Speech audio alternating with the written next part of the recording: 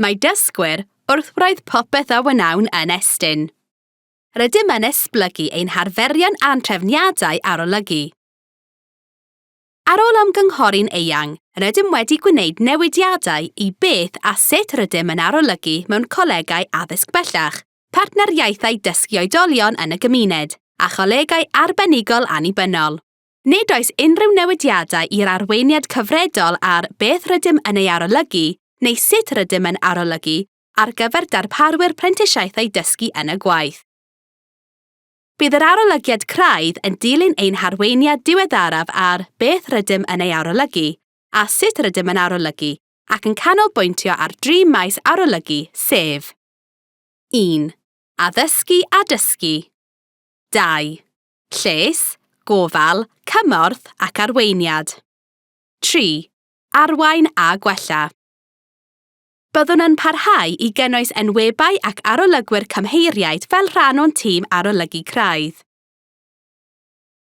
Yn ystod yr arolygiad, byddwn yn siarad â staff a dysgwyr ac yn ymweld â chymaint â phosibl o sesiynau addysgu.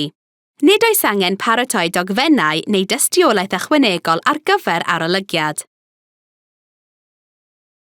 Ar ôl yr arolygiad craidd, byddwn yn cyhoeddi adroddiad a fydd yn dangos y cryfderau a'r meysydd i'w gwella.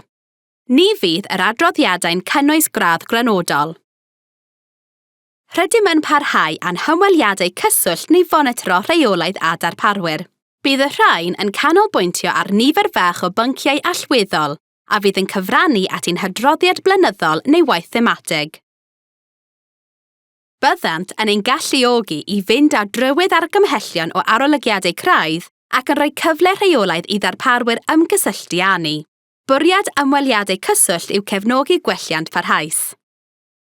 Yn ogystal â mynd â drywydd argymhellion o arolygiadau craidd yn rheolaidd yn ein hymweliadau cyswllt neu fonitro, bydd gennym broses gweithgarwch dilynol ffurfiol o hyd ar gyfer darparwyr y mae angen mwy o gymorth arnynt.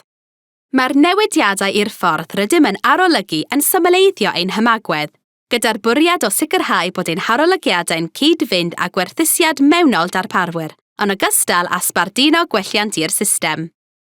Am fwy o wybodaeth, ewch i'n gwefan estyn.llaw.cymru.